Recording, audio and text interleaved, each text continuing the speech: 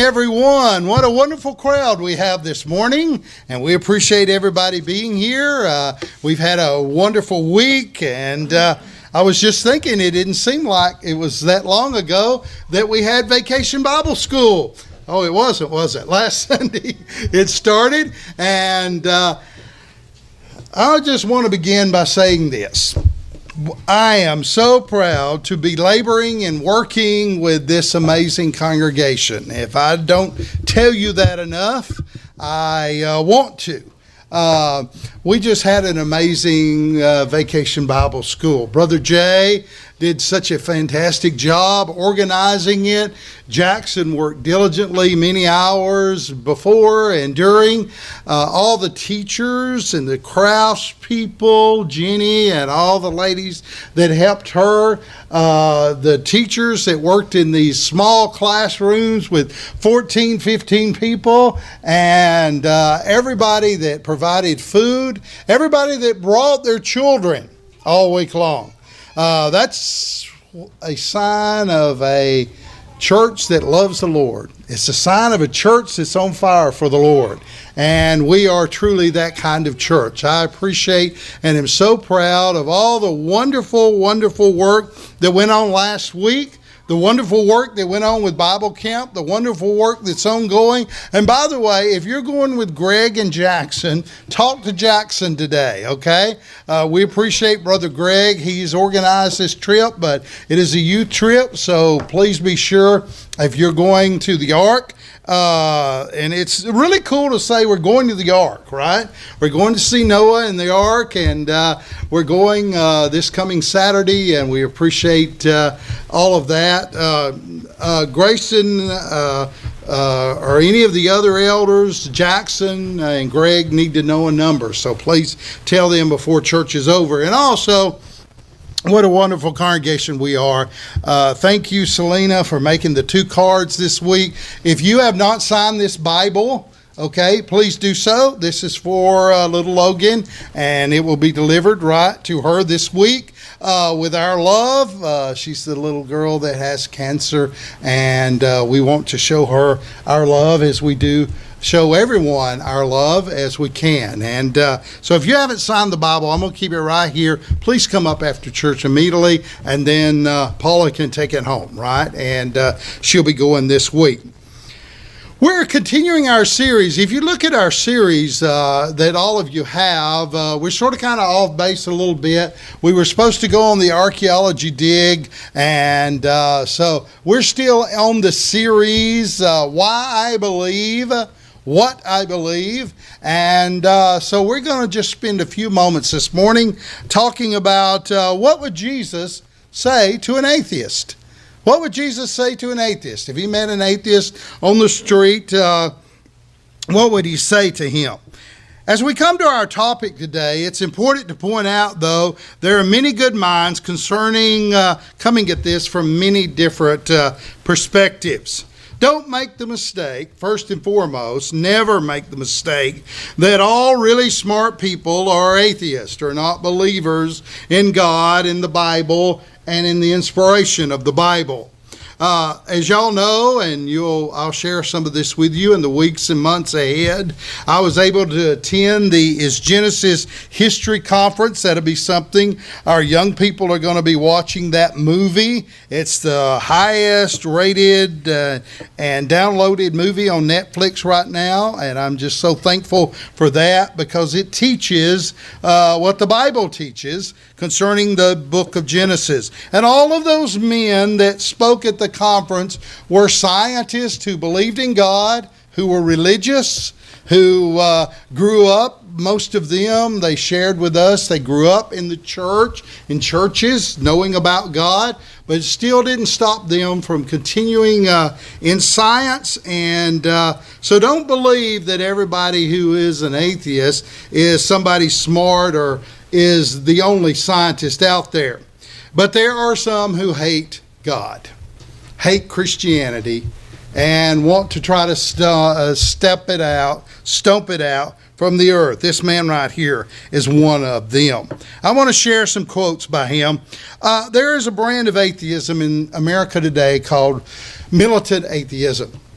And these are people that are truly, in every way possible, trying to get churches closed down and God out of our homes and our school.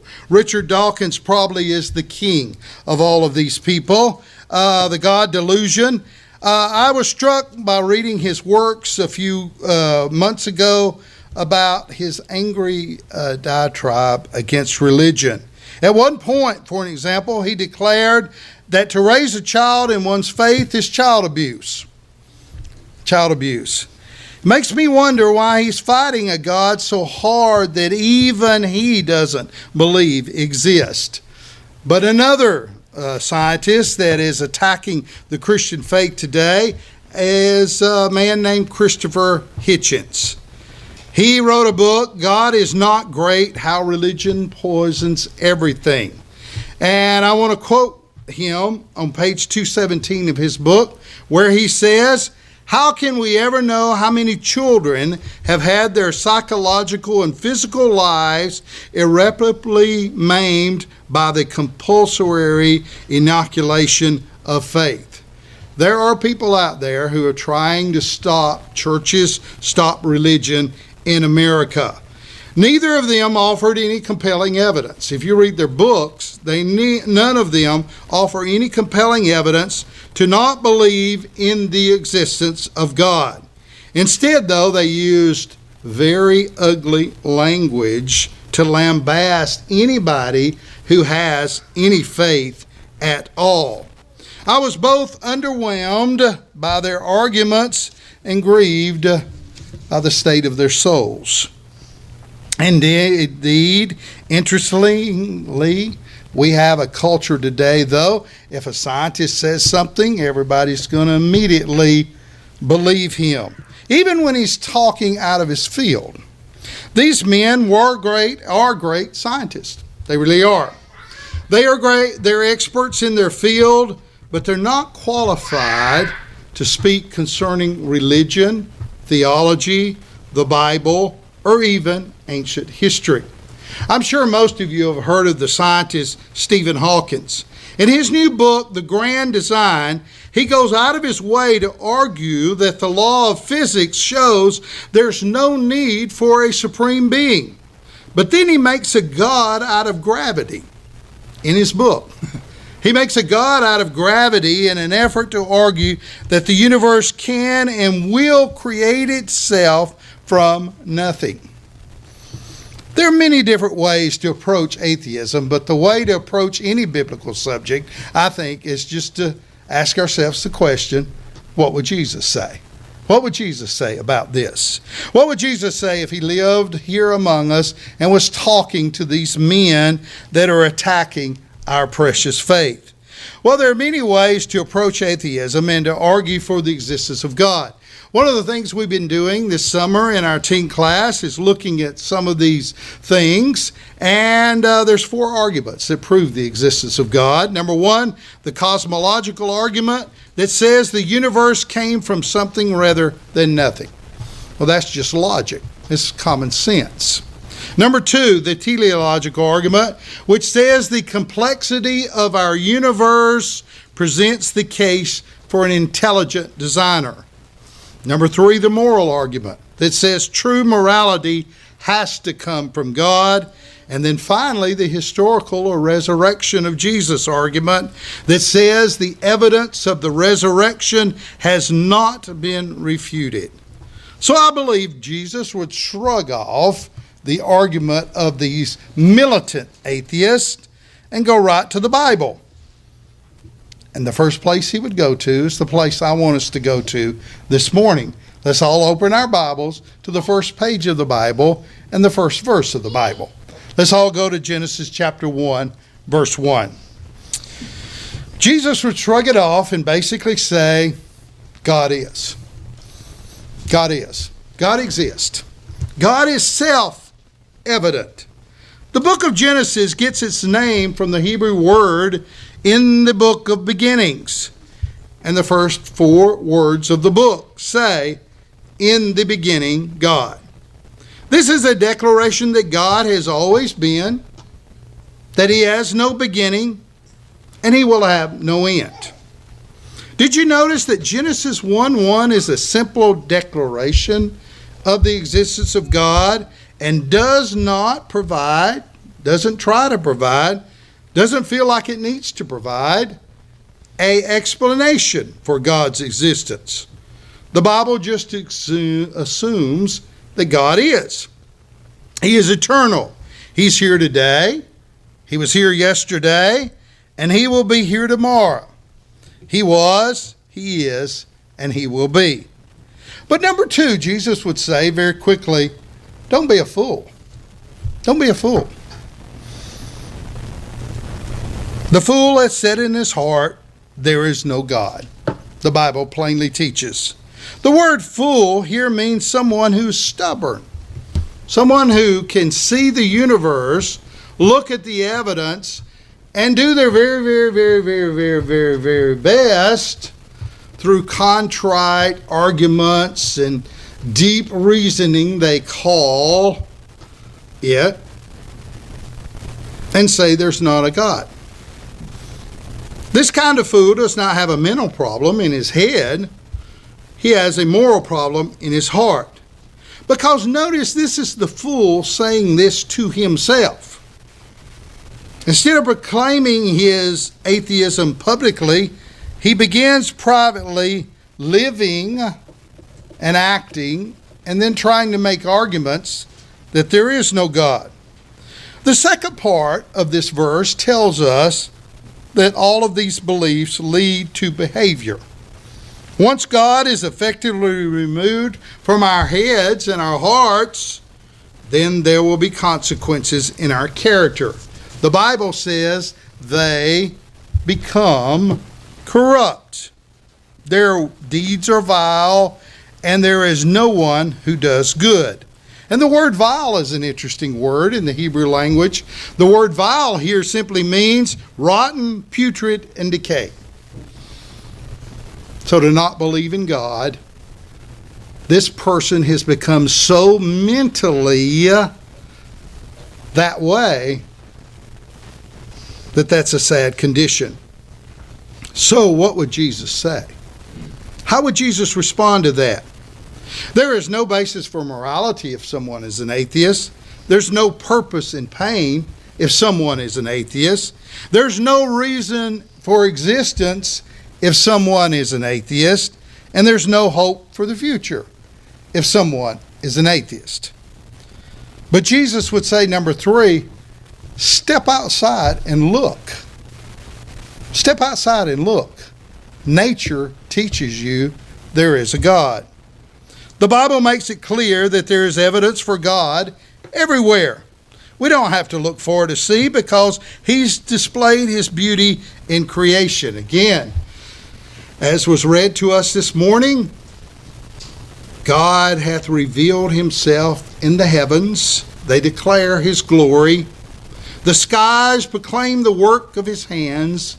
And day after day, every day we see the sun and the clouds and the trees and the animals and the moon and other human beings and the complexity of our universe. They pour forth speech night after night. They display knowledge. Jesus would say, open your eyes and look at your world. That proves God. God is everywhere. He's left His fingerprints all over our universe.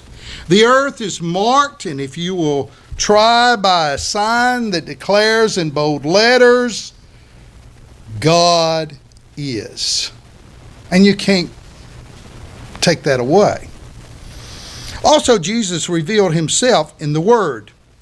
Verse 7 of our psalm says, the law of the Lord is perfect, revealing the soul.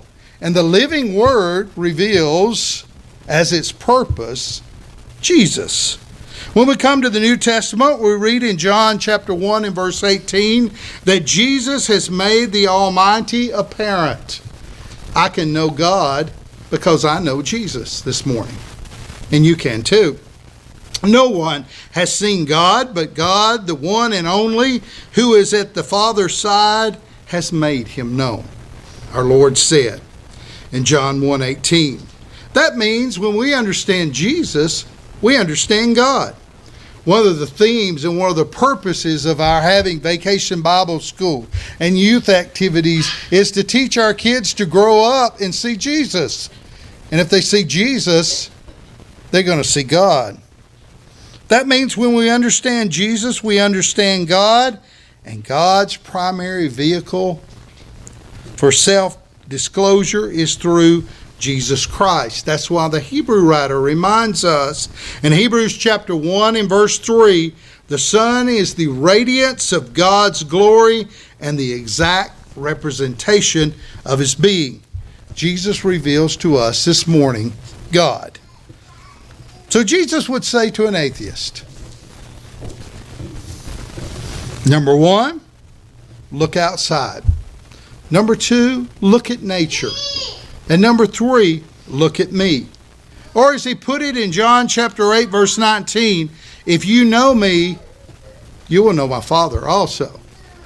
So if we know Jesus, there's no way we could be an atheist.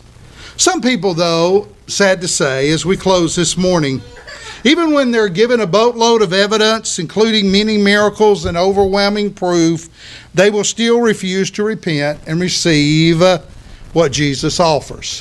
Why is that?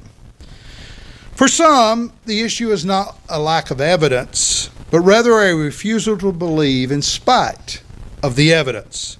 John chapter 12, verse 37, even after Jesus had done all these miraculous signs in their presence, they still did not believe in Him.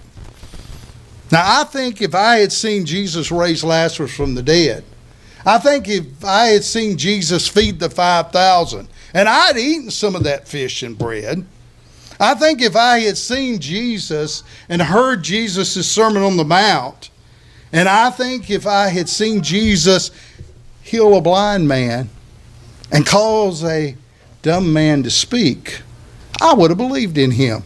But you know, there were people who saw that and said, I don't believe Him. I don't believe in God. I don't believe in Jesus. He's not real. Now that's really amazing. But really, it's just as amazing today, in today's world, for us to understand the complexity of our universe as much as we do, and still have people who do not believe in God, because there's no way our universe could be here.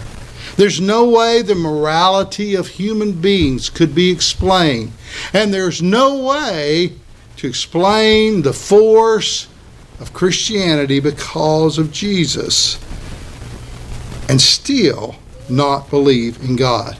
Unless a person is just deep down in their heart to the uttermost,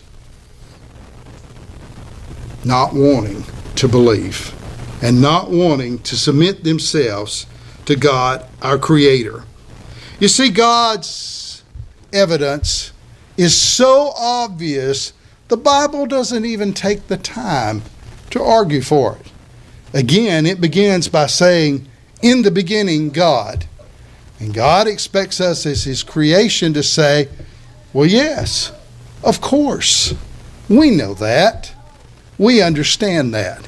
And then when God sent Jesus for us, wow. But Paul says in Romans chapter 1, verse 18, the wrath of God is being revealed from heaven against all ungodliness and wickedness. And then in verse 19, but since He has made it known about God is plain to them, because God has made it plain to them. And then in verse 20, as we conclude of Romans chapter 1, he says, for since the creation of the world, God's invisible qualities, His eternal power and divine nature has been clearly seen. In his book, The Reasons for God, a man named Timothy Keller, a famous scientist, states that the real challenge is not to prove that God exists, but to recognize that people always suspected that God exists. It's not that people can't know God, it's that they don't want God. Josh McDowell tells the story of a student he was studying with at a major university. And as he continued to study with the student, he made argument after argument against the validity and the truth of Christianity. Then, as he answered all of his questions, Josh asked this question: "Are you going to become a Christian now?" And the student said, No, I'm not going to become a Christian. And Josh said, "Why? You've admitted to me you have had answered all the objections to your faith." And the young man said, "Frankly, it would mess up the way I'm living." He didn't want to be a Christian because he didn't want to change his life. But we certainly, as we come back after the break, are going to look at two other things Jesus would do in reaching out to those who do not want to believe. We can't just trust God this morning on the basis of logic and reason. Hebrews chapter 11 verse 6 reminds us all, "And without faith it is impossible to please God, because anyone who comes to him must believe that he exists and that he rewards those who diligently seek him." I think all of us believe that God exists this morning, but maybe not all of us have responded to the gospel. We must not only believe God exists, but that he rewards those who obey him, serve him, are a part of his kingdom, the church, and are willing and faithful and ready always to stand up and say, "I know God, and I especially know God because I know Jesus." If you're here this morning and need to respond to the gospel, we encourage you to do so right now as we stand and as we sing.